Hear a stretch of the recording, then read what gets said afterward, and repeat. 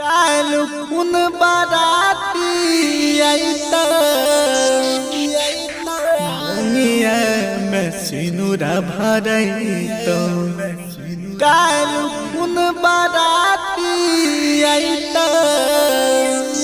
दुनिया में सिनुरा भरैतो सुन है गे दुनिया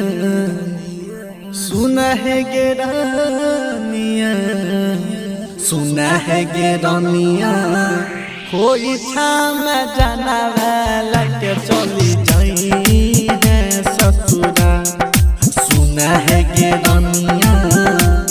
कोई छाम जाना लगे चली जाई है ससुरा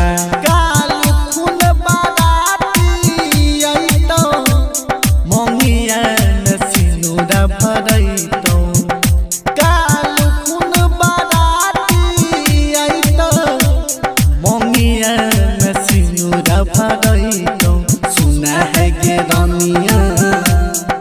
सुना है गे रानिया कोई थामल जो हमर पारा गे ना सुना है गे रानिया कोई थामल जो हमर पारा गे ना। धमाका रिकॉर्डिंग स्टूडियो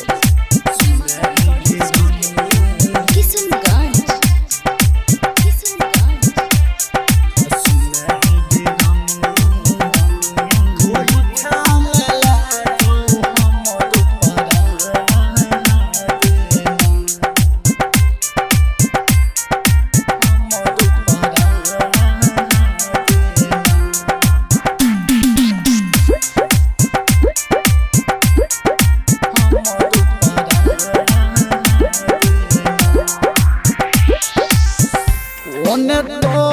हर उठाता डोली एन डाले गोली ओन तो हर उठाता डोली एन डाले बगे गोली ओन तो हर उठाता डोली एन डाले गोली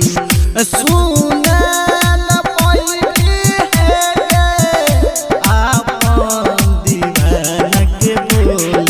सुना है गे रानिया